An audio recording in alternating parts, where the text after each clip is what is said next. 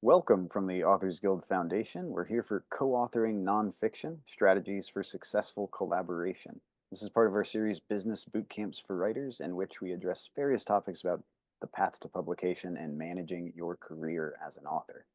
Thank you to the Alliance of Independent Authors for collaborating with us on this event. We've done a number of events with Matty Dalrymple, Michael Ronn, and other friends from the Ally orbit addressing issues for indie authors, self-publishing authors. But today's topic should really apply to anyone interested in co-writing nonfiction.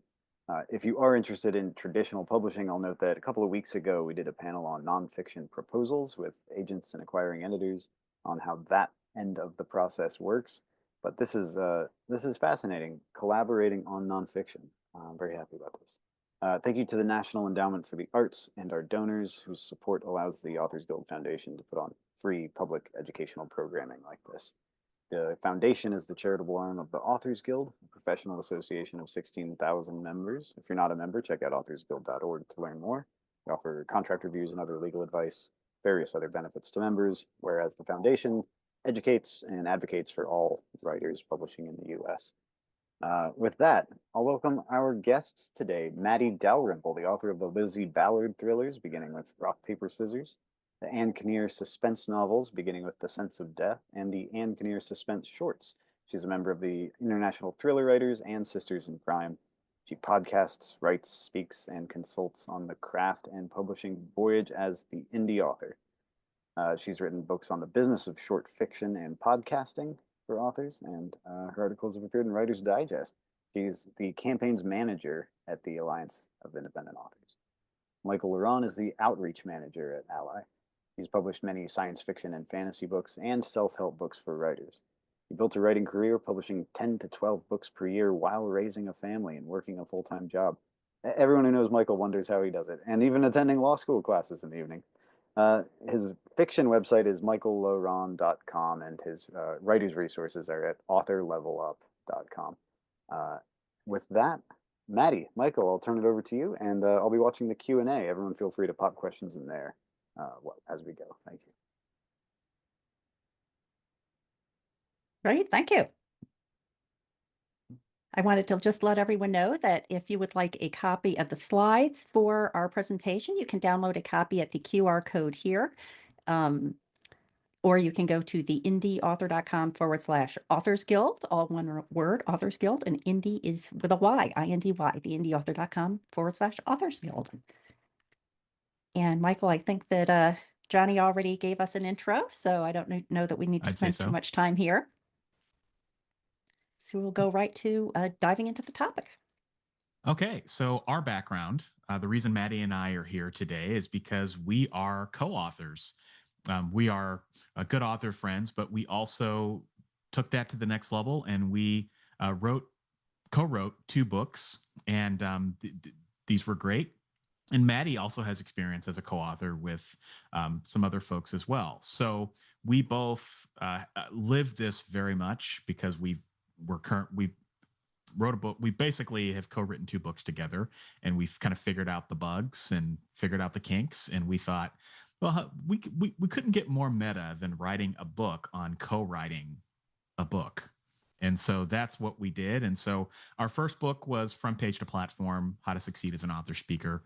The both of us met at a conference in New York City, and we were trading war stories. And we thought, oh, it would be really cool if we talked about how to be the best public speaker you could be. And our most recent book is, kind of the subject of this talk today, which is Collaborate to Create, which is a guide to creating nonfiction, if you happen to be interested. And Matty, you want to talk about the 2 books that you've co-written with Mark? Yes. So the other 2 books that I have co-authored were with Mark Leslie Lefebvre, Taking the Short Tack, Creating Income and Connecting with Readers Using Short Fiction, and coming out next month, the Podcast Guest Playbook. And so we're probably going to be having an opportunity to talk a little bit more about how these different opportunities came about, and the things we learned through all these, culminating in Collaborate to Create, a guide to co-authoring nonfiction. Exactly. So the reason we talk about this is not to make a sales pitch. It's really just to show you that we've lived this life. We very much have lived everything we're going to talk to you about, and we have the battle scars to prove it. So You can go to the next slide. Okay, so why co-authoring? You know, co-authoring is something for a very special breed of writers. If it's for you, you kind of know it's for you. If it's not, then that's fine too. But it could be something that could be in your toolbox down the road. So even if you're not wanting to get into a co-author relationship today, it's not something you're actively pursuing, you might meet that right person at the right time. I never thought I was going to co-author a nonfiction book, and then I met Matty. And so here we are. So why would you consider this if this is something that you're interested in? Well, first, it's to deepen your knowledge. So this is very much a meeting of the minds, co-authoring nonfiction. You're bringing your mind and the other author's mind together, and you're taking what you know and you're learning more, and you're learning from your co-author as well. It's also about expanding your knowledge. So maybe you're going to there's a topic that maybe you don't really know that much about, but the other author knows a lot about. So, for example, when Matty and I were writing our books on collaborating and speaking, Matty has a wealth of expertise in the podcasting space, whereas I've just kind of dabbled in it. And so I was really able to rely on a lot of her knowledge, and I've learned a lot about podcasting and even social media. And Matty is really really good at Canva and putting together graphics. I've learned so much from her that I would have never learned on my own. And so that's another really good reason to co-author, because there's a polarity benefit that you get. Also, expanding your portfolio. So you're putting a book on the shelf that you might not have written otherwise. And so it becomes a really nice complement to your overall book portfolio if you happen to write a lot of books, or if you want to write books, create a portfolio you're proud of. It's also, naturally speaking, a way to grow your income. So you're bringing essentially your audience, your co-author is bringing their audience together, and that is a great way to grow your income and even find new pools of readers that you might not have found by yourself. And you're also building a relationship. So this is not a transactional thing. It's very much a relationship with another person. And ideally you want that to be somebody you like and that likes you. And so that's a great way to build a friendship, build a relationship with another author, and all the benefits that come along with that. And does it save you time? I don't know. And for some people it might save you time. You might be able to write a book faster if you're co-authoring. In other cases you might not. It might take you longer, but ultimately the end result is something that both of you should be proud of. And so that's the Cliff Notes of why you should consider this, some of the different benefits. Matty, next slide. Yeah, we needed to include a little note about indie authors and how does co-authoring play out for indie authors, and do they have it easier or do they have more of a challenge? So I think in a logistical, contractual sense, indie authors have it easier if they decide to get into a co-authoring relationship, because you don't have that third or fourth or fifth or sixth party that has to be involved in the negotiations. So as an example, this is on the fiction side, but I interviewed Bruce Robert Coffin and Lindy Walker for the Indie Author Podcast, and they had co-authored a fiction series. And they had individually had this idea, or I think Lindy had the idea and approached Bruce about it. And they were very enthusiastic, but each of them had different traditional publishers. And so because they were writing this co-authored work in a similar genre, and because they had commitments to their individual publishers, there had to be some involvement from those publishers before they could go ahead with that. Now, that's not necessarily the case. You might be a traditionally published thriller author and you decide you want to co-author a book about speaking engagements, and you could embark on that as an indie author. So just because you have traditional publishing background doesn't mean that you're beholden there, but you have to be careful of any contracts you've signed with third parties to understand how they may need to participate in a co-authored work. And so you avoid those situations like, how do royalties get split? How does the schedule of this book work in with the schedule of other books that you might be under contract for with a traditional publisher? So in that sense, I think indie authors do have it easier. Where I think indie authors have more of a challenge is that we have to give up something that's very important to a lot of indie authors, and that is a sense of ownership and control. We have to share that with our co-author. And so um, indie authors might have more of a challenge in the sense of sharing the creative process. Maybe they're used to sort of doing that on their own without a lot of external input until they get to their editorial process. And that could be a challenge. Sharing the responsibility. If you're an indie author and you're used to doing it all, then how are you going to feel about sharing that responsibility with someone else? And I think most importantly, sharing control. This is going to be a co-produced work. You're both going to be in it for the long haul, as we're going to be talking about. And so do you feel comfortable giving up some of the control that you would otherwise have as an indie author? And so we put together some questions that sort of give you a sense of whether you have a natural co-authoring mindset. And oops. And I'm just going to go through some scenarios, and you can decide how much these resonate with you or feel foreign to you. So one is, I'm motivated by deadlines. Another scenario would be, I enjoy tossing around ideas related to content with fellow creators. There are specific parts of the writing or publishing process that I'm better at. When I'm on stage, I'm happy to share the spotlight with others. I'm pretty easygoing. There's really rarely a hill I'm willing to die on. And if those statements resonate with you, then co-authoring is likely to be a natural fit for you, because all those characteristics are going to contribute toward a successful co-authoring relationship. If these scenarios resonate with you, I value flexibility of schedule. I have a clear idea of what I want to create and how I want to create it.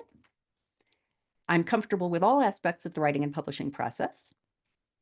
If I'm on stage, I consider it my responsibility to hold the audience's attention.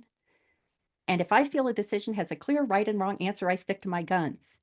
Then co-authoring might be more of a challenge, but not an insurmountable one. And so personal comfort about co-authoring is something you need to factor in if you're considering this.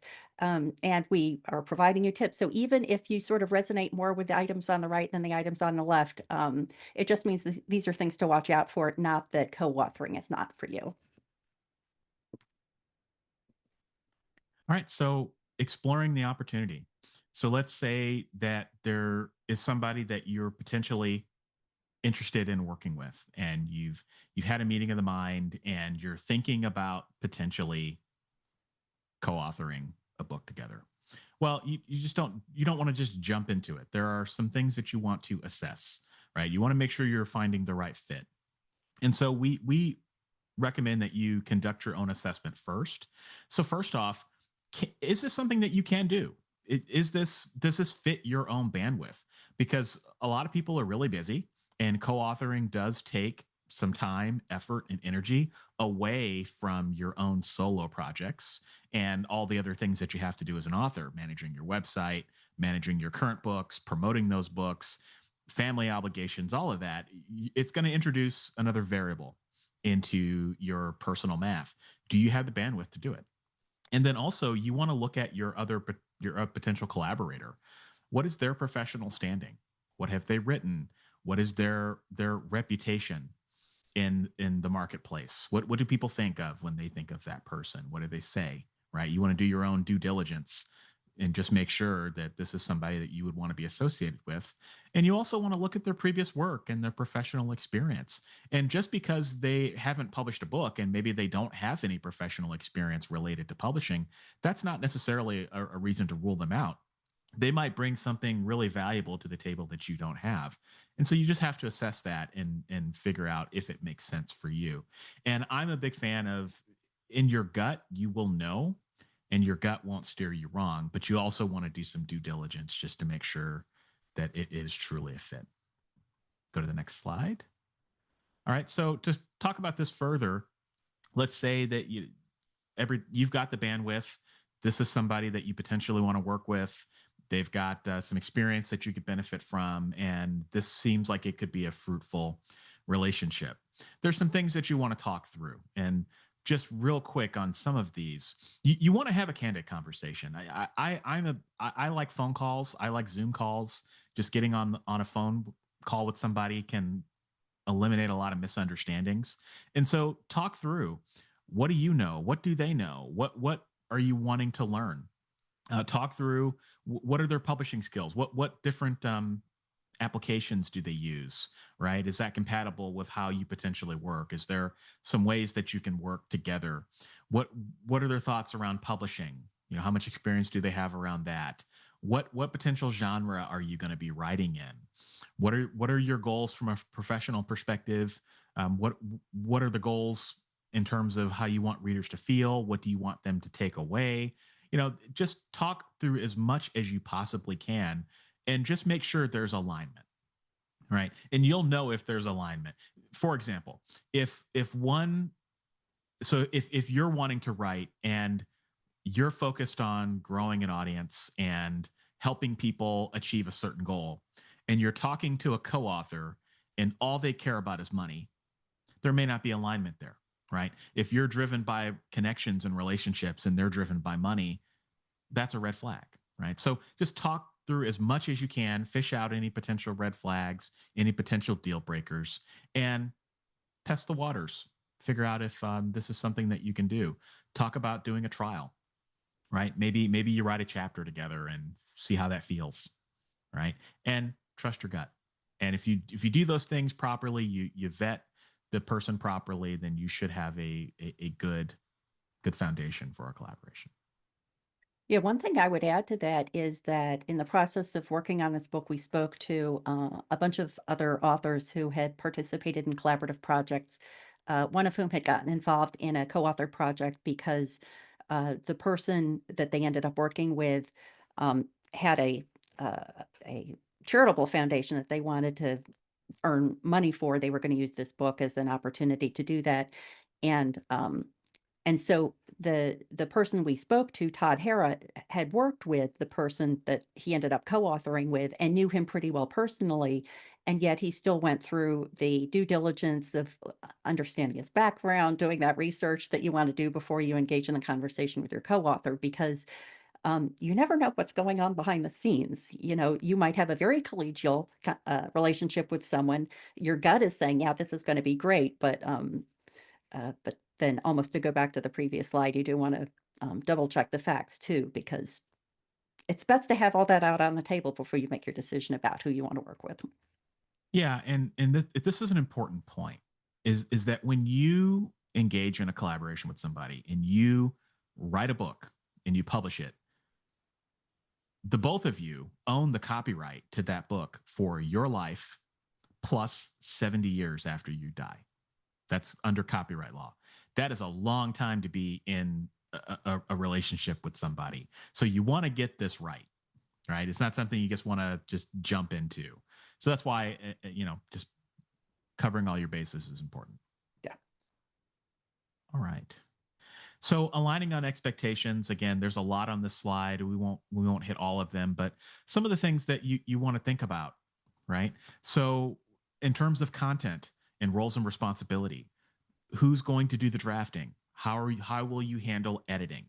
Who is going to engage the different freelancers that you have to work with, particularly if you're indie? So hiring a cover designer, an editor, a formatter. Who is going to be the key person working with all of those different people? We recommend having one point person and kind of having everything go through one person, because there's nothing more frustrating with a freelancer than to have to deal with two different people who can't agree with each other. So you got to think through that, the roles and responsibilities. And what about branding? A decision that Matty and I made early on was who's going to publish the book, right? So I could publish it or Matty could publish it, but we decided that it would go through Matty's publishing imprint because it was a better fit for that. And she's got a little bit more finesse on the publishing side of the house. And so all of our books match her nonfiction branding, right? So that's something that I had to give up, but I was happy to do that because she enjoys the publishing side a little bit more than I do, right? So that's a good thing. And then also you want to think about distribution. Where are you going to sell the book? Is it just going to be on Amazon, or are you going to publish it in multiple formats, hardcover, paperback, audio? And then what stores are you going to publish it in? And there's no shortage of different stores out there that you can distribute your book to. Who's going to handle the marketing and promotion? Ideally, you both want to share it. So what does that look like? What does that distribution of the marketing and promotion look like? What about costs? How are you going to pay for the book? Ideally, you would go 50-50, but there could be some situations where one person takes on the cost of something and another person doesn't, or another person takes on the cost of another. So it's all situational, and every collaboration is going to look a lot different. And so that's why this slide is really just an idea of some things to talk about. And one, just to put a kind of final pin on this slide, is the use of AI. Something we weren't talking about several years ago. Something, honestly, Matty and I didn't even discuss in our first collaboration, but we had to discuss in our second, is to what extent are we comfortable using AI in our projects? Now, everyone here, the answer is going to be a little bit different. Now, Matty and I, we don't use AI to write our books. That's just not something that we do. But with the book description to kind of help us take a rough draft and make it a little bit better, sure, why not? Right. So that's just something to talk through with your collaborator, and your answer might look different than ours, and everybody's going to be different, but these are all things that you want to talk through. And just make sure you're on the same page, and it can never hurt to have the conversation about it. Even if you go through all of these bullet points here and yep, we agree, this is exactly what we want, it's never a bad idea to just talk about it. Yeah, I think that a good example of a distribution kind of conversation is that, Michael, when you and I were deciding how and where we wanted to distribute our books, we were favoring flexibility and royalties, I'll say, over efficiency. And so specifically what I'm talking about there is that Michael and I distribute our books, our ebooks, through Draft to Digital, which is an aggregator. So by putting that book on Draft to Digital, it's getting to Apple and Barnes and Noble and Kobo and all sorts of other platforms. We could have sent it to Amazon as well via Draft to Digital, but by doing that, we would have given up some flexibility in terms of, benefits of distributing directly to Amazon. We would have given up some flexibility in terms of doing pre-orders. And so we decided to take on the extra administrative overhead of going directly to Amazon in order to gain those benefits. Draft to Digital also has the benefit of doing automatic royalty splitting. So if any platform you're distributing to via Draft to Digital, you don't have to worry about the administration of handling the royalties. That's all taken care of. On the other hand, when I was working with Mark Lefebvre, who is based in Canada, it turned out that that he really wanted to focus on the efficiencies of royalty distribution, because if I were to manually send him royalties later on, he gets hit with a charge as a result of it being an international transaction. And so my distribution agreement with Michael is different than my distribution agreement with Mark. My distribution agreement with Mark focuses on the efficiencies, and so we do distribute to Amazon via Draft to Digital. Now, the details of that might not totally have been understandable if you don't muck around in the indie publishing world, but just the idea there that talking through those things in advance meant that when we got to the point of actually loading the books to the platforms, there wasn't a thrash about like, where am I putting this, and who's going to be taking care of the royalties once we start selling books. Exactly. You can go to the next slide. Okay, so formalizing the partnership, talking through this. So I saw a couple of comments in the Q&A. I want to make sure we proactively address this. So once you have explored the opportunity and you have had a couple phone calls, ideally, and just hashed out all the expectations, and you are both now on the same page about everything, we strongly recommend formalizing the partnership with a contract. Okay. Now, sometimes authors can get a little weird about contracts. Do I want to do a contract? Because does that mean that I'm coming across a certain way? And the answer is, a contract just, if you agree on everything, then a contract just lays out what you agreed on. All right. And it also is a way for both of you to remain accountable to each other.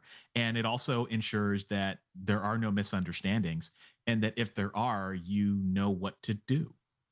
Okay. So don't be afraid of contracts. And also, a contract doesn't need to be this complicated legalese thing. When we think of contracts, we think, thou shall, all the formal language that lawyers like to use. You don't have to do that. And you honestly don't even have to hire an attorney to do a contract between you. It can be as simple as one page in plain English. Okay. That this is an agreement between Michael and Matty to publish a book titled XYZ. It'll be published, on these platforms, and the royalty structure will be this. And I think Matty, I wrote our contract. I think it's 2 pages. Yeah. It's not even a full 2. It's not even a full 2 pages. I think it might be like a page and a half. Yeah. And it's easy to read, and Matty, we both read it. We kind of had a few back and forths with it. And then we just did a DocuSign. We both signed it, and then we saved it, and then we completely forgot about it. I think maybe we've pulled out the contract and looked at it once or twice. And the reason for that was because there were some advancements and things, and we're like, oh, we didn't address that. We probably should. We never talked about that. All right. Yeah, so, I think the two tips I would have that I can think that we have referred to a lot is that when we were doing our alignment conversations, like what editions are we going to produce? Are we going to have large print? Where are we going to be putting those books up for sale? We would always note the why of those decisions, because months go by, maybe years go by, and you think, this book isn't up on this platform, or we don't have a large print edition. How come? And so we would go back to the alignment document and say, oh yeah, now I remember why we did that or didn't do that. And Yeah. and if it's something to revisit, then you can always just do a quick addendum to the contract. I know that one of the things that the contract I had with Mark Lefebvre didn't cover is direct sales. We just didn't think of it. Like, if Mark is at a conference and he's selling copies of the book, what happens to those royalties? And we decided that direct sales from our own online platforms, we would keep the royalties ourselves. And we just did a quick addendum to that. So it also doesn't have to be set in stone if both people agree that it's time to make a change to the formal partnership. Exactly. And that serves as also, putting into writing. It also serves as a mechanism to get out of the agreement if you ever need to. Right. So one thing you want to talk through with your co-author, and it might be a difficult conversation, but it's worth it, is what happens if we decide we don't like each other one day. We decide we don't want to do this anymore, or we decide, during drafting the book that this isn't going to work anymore. We thought it was a good arrangement, and we're drafting it, and Matty, you want to do this and I want to do that, and we just can't agree. All right. What happens when you can't agree? Okay. Well, you can put that in the contract, right? Okay, if we're drafting this book and one person's not pulling their weight, or we just can't agree, here's how we go our own separate ways. And that just eliminates so many misunderstandings. And if you're both clear on how you can both leave, then it makes you less likely to leave, right? And the contract, at the end of the day, it's something you don't want to have to use. You just want to be able to put it in writing to make sure you're all on the same page. And ideally, if you pick the right person and you do the right due diligence and you're trusting your gut, you should never need the contract. It's just there in case you do. Yeah. Okay. Go to the next slide. Okay, so I'm going to be talking a bit about managing the logistics. And so it was interesting, Michael had said that we wrote Collaborate to Create in order to capture all the learnings we had from our first book. And so these were some of the things that we had learned that made the process of the second book easier than the first book. So one was managing the tasks. So my primary message here is do not attempt to manage tasks via email. Project management by email is never a good idea.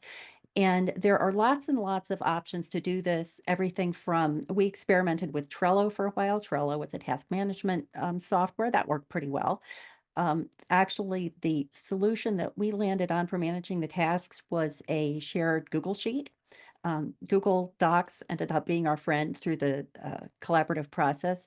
And so fortunately, we're both big spreadsheet people. So for example, I have a big standard project plan for a book launch, and I just put that up. I have the statuses of all the work that Michael and I are doing on there. Fortunately, I was able to just reuse that when I was working on the second book with Mark Lefebvre, which coincidentally is launching the same day as my book with Michael. It was all the same task, so I just opened that up to Mark as well and kept the status for his book, the book I co-authored with him there. So having it centralized, I think having the information centralized is a key theme that we're going to be emphasizing in terms of managing the logistics. The second one there, assigning the contacts. Michael had referenced this earlier in terms of alignment conversations you want to have, that for any person you're working with, you only want them to have to be working with one of the two collaborators. So for example, in setting this session up with Johnny, I was the primary contact. And if Michael and I needed to arrange what dates we were available to do this, I would collect that information and send it to Johnny. You never want people to be having to negotiate between you and your co-author. Similarly, if you're going to someone for book cover design, identify the person who's going to be the primary contact. You and your collaborator have those conversations behind the scenes, and then you can work more effectively with them. That not only saves you a lot of headaches and your team a lot of headaches, but it also can even be less expensive because if you're paying your cover designer to be trying to do that negotiation, it's going to add cost to what you have to pay them. And so better all around if each person has one contact. Defining the standards. This is something that I think usually just emerges as you're working on the project. For example, in the book that I co-authored with Mark, it's about podcast guesting. So we have a lot of references to podcasts in there. We had a 7-second conversation about how we wanted to represent the names of podcasts. Did we want to italicize them, not italicize them? We came to an agreement about that, and we captured that in like a style guide. Michael's pen name for his nonfiction is M.L. Ronn, and it was impossible for me to remember whether there was a space between the M and the L. So I made a note about that, and I put it in our style guide. So having those standards defined will be helpful, because if you're both aware of what those standards are as you're drafting your own parts, then it's going to make the consolidation and the editing part that I'm going to be talking about in a moment much easier. Choosing the communications platform. I think this is something that there's no right or wrong as long as you and your co-author understand how that's going to work. For example, with Michael, if I had some kind of non-time critical information I wanted to share, I would send that to him in email. If there was something that was more time critical, I would text him, as opposed to with Mark, if there was something time critical, I would generally contact him via Facebook Messenger, and I would point him to information on email. And so just understanding what your partner's preferences are there can smooth the way to smoother logistics. A vital part of co-authoring is understanding where the master document lies. And so years ago, I took flying lessons, and a lesson that I gathered from that I applied in the co-authoring process was the idea of a positive exchange of control.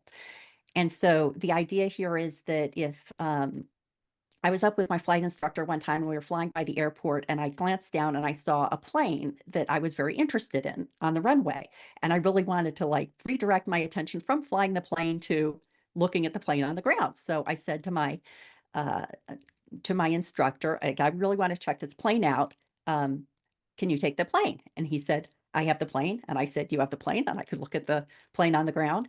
And that idea of being extra careful about who owns the manuscript is going to save you lots of heartache, because there's nothing worse than having two people thinking that they're owning the manuscript and independently making changes to it that then have to be combined.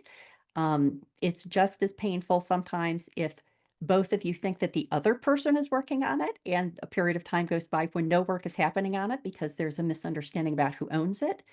And so I'm going to talk a little bit about how that positive change of control played out for us when I talk about the platforms that we used for the book. And then choosing the writing and content platforms, there are lots of options out there for co-authoring, none of which are really ideal. We looked at lots and lots of different ones. Word, Scrivener, documents on iCloud. We tried out all sorts of different options, and I'm going to be talking in the next slide about what we landed on and what we recommend as the best practice. But Michael, anything on the managing logistics front that you'd like to add? Yeah, I would say it's all about it's all to taste, right? So I actually have collaborated on fiction, and I did that. Oh gosh, it's been maybe 10 years now. And when we were doing it, we were using Google Drive. Personally, I didn't really enjoy it that much, but we did it because that's what we had to do. If we did it today, I don't, maybe we would do it in Microsoft Word with OneDrive. I'm not sure. So there's lots of different tools out there. I just think you have to figure out which one you like the best and which one works best with your workflow. And it's going to look different for every collaboration. So, like if I collaborated a novel today with someone, it would look completely different than how I'm working with Matty today.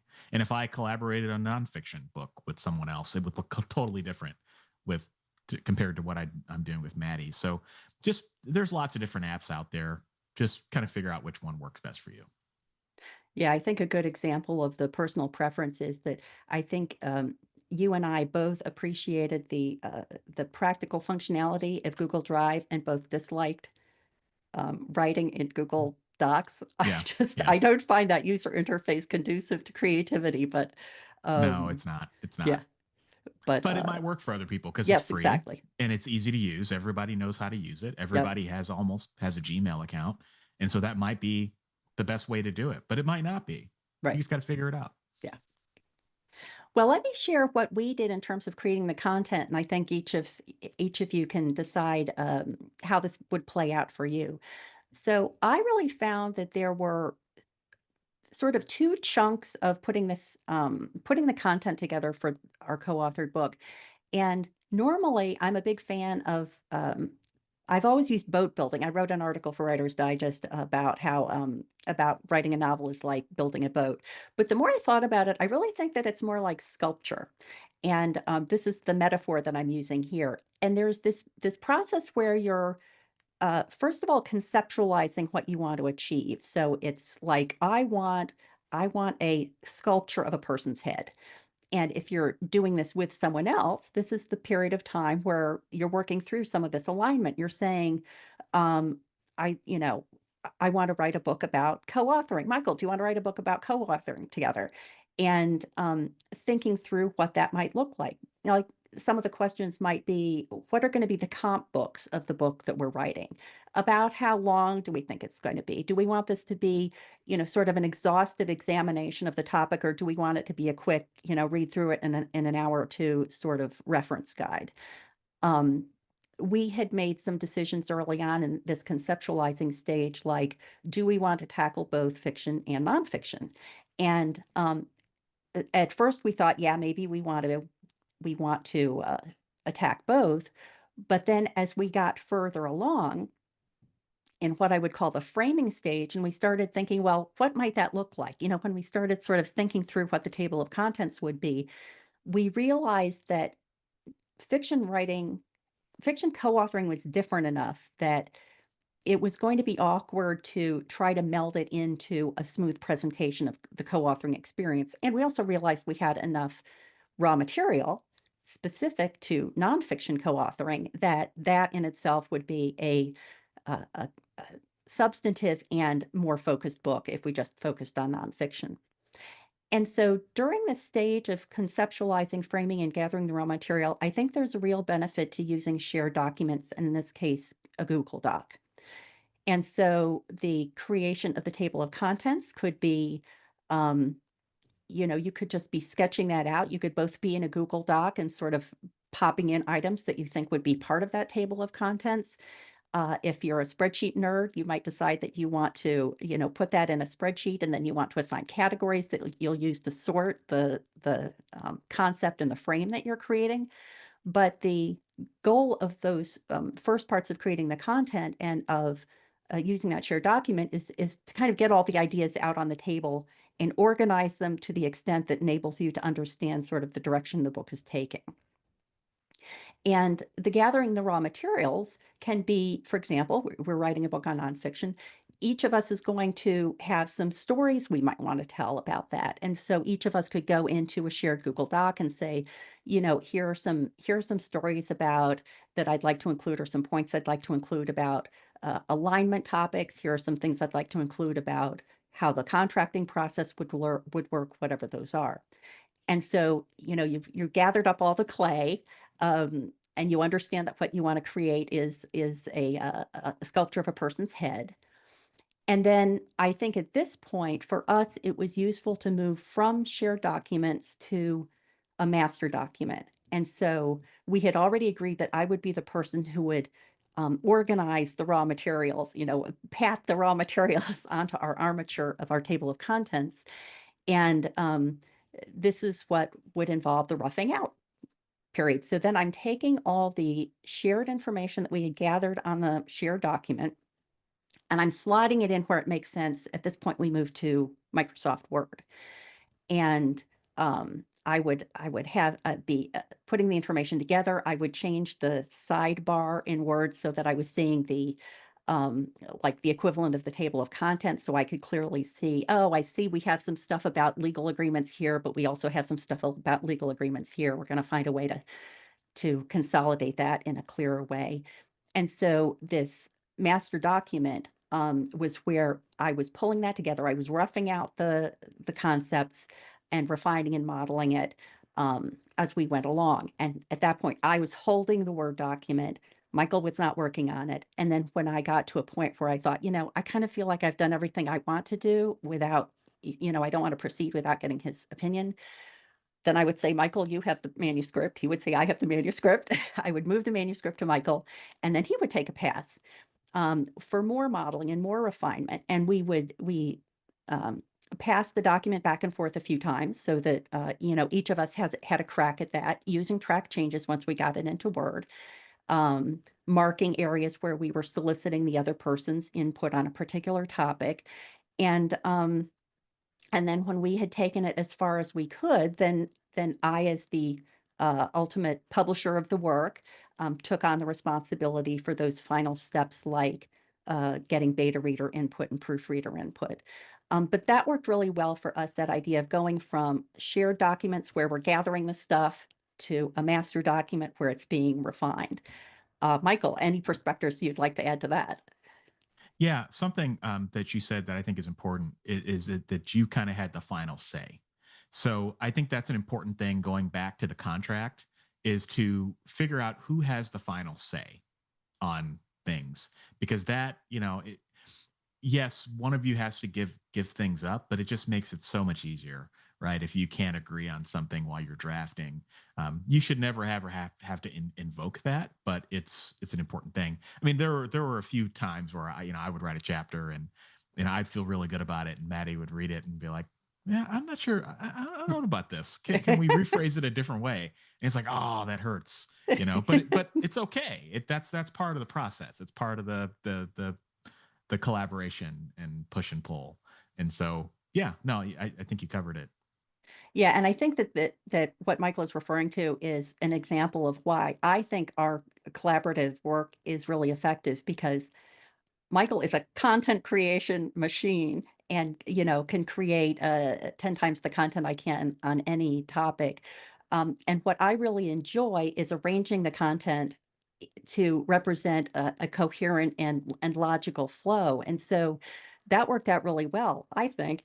And if we were both content creation machines and neither one of us really liked the organizational part, or if we both love the organizational part over the content creation, I don't think it would have been as successful. So um, that's harking back to that alignment thing, saying, what are your areas of strength? What do you enjoy doing? And maybe if you and your co-author enjoy doing different things, that can be a real area of strength. Yeah, opposites attract. Yeah. Right. And I've learned from my co-author relationship with Matty and my fiction friend that, I really am looking for somebody that has qualities that I don't have. And I think that that's kind of underrated. Like, Yeah. like you said, Matty, complementary characteristics is really important. Yeah. All right. So, it's not just the book either. When we think about a collaboration. You're creating a copyrightable or a copyrighted piece of work.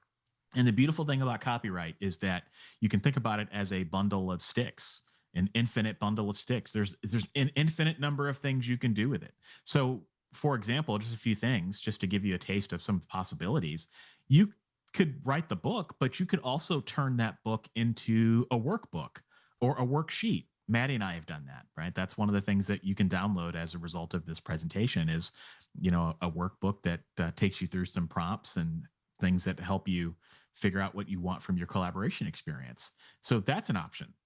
You can also turn the book into a presentation like Matty and I are doing right now, right? So we've taken the content of this book and we've spun it into a presentation. That's something that's very easy to do with nonfiction because ideally you're both taking your expertise and you're turning it into something that can be consumed, right? So you could also slice and dice this into clips, right? So you could do a speaking engagement, or you could do a series of YouTube videos or TikTok videos or Instagram videos or blog posts, or there's an infinite number of things that you can do, right? You could even create merchandise if you wanted to do that. I mean, if you wanted to create like topic cards, right, that people could use to generate ideas.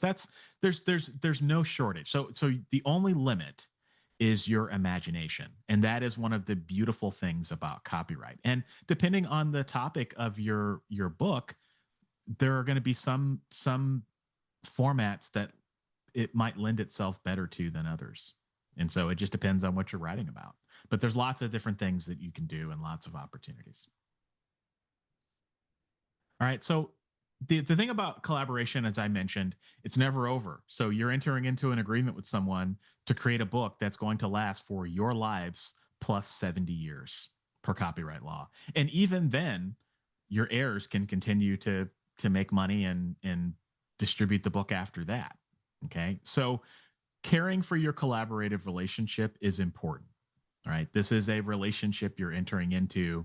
You want to make sure you continue to be on good terms and that you continue honoring the work that you've created and find new ways to find new readers, find new ways to refresh the book in 5 years, 7 years. Maybe you want a new cover down the road. Maybe you wrote a book that was ahead of its time and now is a really good opportunity to revisit it. Maybe you want to do a different edition, a second edition or third edition. There's lots of things you can do. Okay. So, but this is a long-term game. So I saw a few questions in the chat, and this almost invariably comes up is what do you do if things go bad?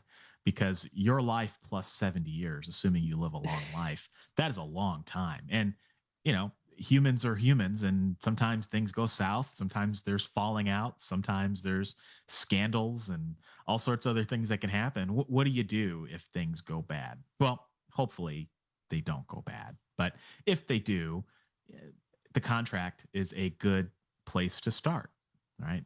Talking about what do you do if things go south? Who owns the copyright? What would it look like if you both just walked away from this project? And again, the best way to eliminate problems like this is to talk about them up front. And if you can do that, then that will hopefully help. And if there are disputes and agreements, you would hope that you've picked the right person to where you can talk those out as opposed to having to invoke the contract. Okay. I think that it's also worth mentioning that this can also be an opportunity for an addendum. So let's say you've written a book, it's 5 years later, and one of the people is still really excited about promoting it, and the other person has kind of moved on and isn't that interested anymore. Well, that's not necessarily an insurmountable issue. Maybe you just have an addendum that says, okay, now that author A is doing more of the work, they're going to get a higher percentage of the proceeds. So, it doesn't have to go right from everything's going swimmingly to it's all over. There are other mutually beneficial approaches you can take as well if people's goals have changed. Exactly. And a question had come up in the QA about, well, what happens when author dies? Who gets the copyright? How are the royalties distributed at that point? And the answer is you can do whatever you want to do. So there are a few different options, right? So you could agree that if one of the co-authors dies, then the copyright transfers to that, their portion of the copyright transfers to their heirs, and so do the royalties. But maybe you might decide that if you pass away, maybe your family doesn't want anything to do with the book, or maybe there's no one to pass the book and the copyright to. So maybe you want to transfer the full copyright to the surviving author, right? The answer is you can do whatever you want to do. Just put it in writing. So it's not something to stress out about too much. Just talk about it, think about it as thoroughly as you can, and put it in writing, and it's done. All right. So if you would want more information, this is the link that, or there's a link that you can download for our for your consideration worksheet. This goes along with our Collaborate to Create book that we wrote, and it'll guide you through some of the things that we've talked about here to help you make the best decision, and also make sure that if you do enter into a co-author arrangement, or if it's something that you want to explore, that you're going to cover all your bases. So you can scan the QR code, or you can visit theindyauthor.com/collaborate, and that is indie with a Y. All right, so this is our book. If you're interested, if anything we said resonated and you'd like to take it to the next level, feel free to check it out. It's on pre-order right now. We're launching in June 11th, correct? Is Yep. the launch date. So Yep. if you'd like to pre-order and be the first person in line, feel free. We'd love that. But with that, the one final thing, Johnny had mentioned that Matty and I we both work for the Alliance of Independent Authors, and we would be remiss not to put in a plug for them. Ally, that's Alliance of Independent Authors for short.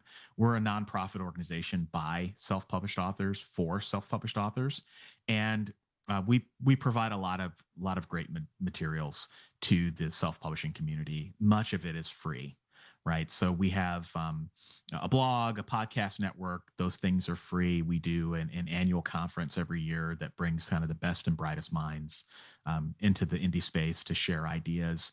And we also have a membership for those who want some additional benefits, like a private forum. We give deals and discounts and things like that. But you're not required to be a member to take advantage of a lot of the benefits that we offer. And so we just want to share this just for folks who might be interested in self-publishing, or maybe you're down the self-publishing route and you want to know, who's the best service provider that I can hire? How do I not get scammed? Right? These are important things. And we've got a great relationship with the Authors Guild as well. And so we just wanted to make sure we called that out on this presentation too. So we'll leave the QR code up, as well as the link for anyone that wants to check it out, and we can pivot to questions. Excellent. Thank you, Matty. Thank you, Michael. I should say, while I work at the Authors Guild, I'm not a lawyer, but some people asked about contracts and things. I know Ally has some contractual templates and suggestions and legal advice. The Authors Guild obviously does as well. We can take a look at the co-authoring agreement or any kind of publishing agreement. But there are some questions about copyright and royalties. Forgive me for not knowing, but I guess you just tell the Copyright Office if it's 50-50 or a different breakdown, right? Because I know it's not always 50, like a graphic novel is not 50-50. The illustrator gets more, for instance. That's just something you stipulate. That's a good question, Johnny. I'm not privy. All of the collaborations I've done have been 50-50. So I can't answer what you would tell the Copyright Office if it's different than that. What I can tell you, I do the copyright registrations for Matty and I's books. Essentially, you just make sure you register both parties as the authors of the book. I don't remember if there was a section where you put in 50% or I don't think 70, so. I 30. think that was I all don't believe there handled. was. Yeah, it's either handled via the distribution platforms. As I mentioned, Draft to Digital does automate the splitting of royalties, and you can do that on whatever division you want, 50-50. We kind of recommend starting with 50-50 unless it's really clear right from the get-go that one person is going to be doing a lot more work. And then as time goes on, if you decide you want to shift that, you can just change it on the on a platform like Draft to Yeah. Digital. For some of them, they don't automate the royalty split. So that's just me twice a year figuring out how much I owe Yeah. Michael and Mark for their part, and that's all done manually. Yeah, and you would primarily control it through the contract Yes. as well. Mm. So the contract would control if no matter what you do, the contract's going to control. Like, for example, I have a collaboration with the series of novels that I wrote. It's 50-50, but my friend is a screenwriter. And so he was going to try to shop around the manuscript. And we agreed that if he was able to successfully shop it, then the distribution of the, if we got an option, he would get a lion's share of the world, or a lion's share of the option money, just because he did the lion's share of the work. So you can have a different split per format if you wanted to do that as well, but that's going to be controlled by the contract. Similarly, Matty, I noticed your name is a lot bigger than Mark Leslie Lefebvre's on your book of them. Someone asked how to decide which name goes first. I feel like it's just alphabetical unless one's a celebrity and one is not a celebrity. But was that something Well, you discussed with Mark? yeah, well, there are kind of two different aspects to that. One is that my name was first because it was my publishing imprint.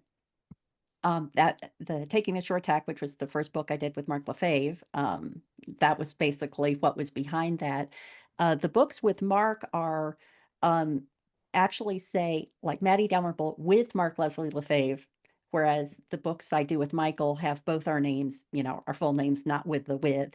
And the reason for that is that through the production of the books I've done with Michael, Michael is very involved in every step of the way. For the books with Mark, it's been more that Mark has provided me with content and I've handled incorporating that content into the book. Mark's involvement is just a little different than Michael's has been. And that's what informs the with Mark Leslie Lefebvre, as opposed to having Mark's name listed just on its own.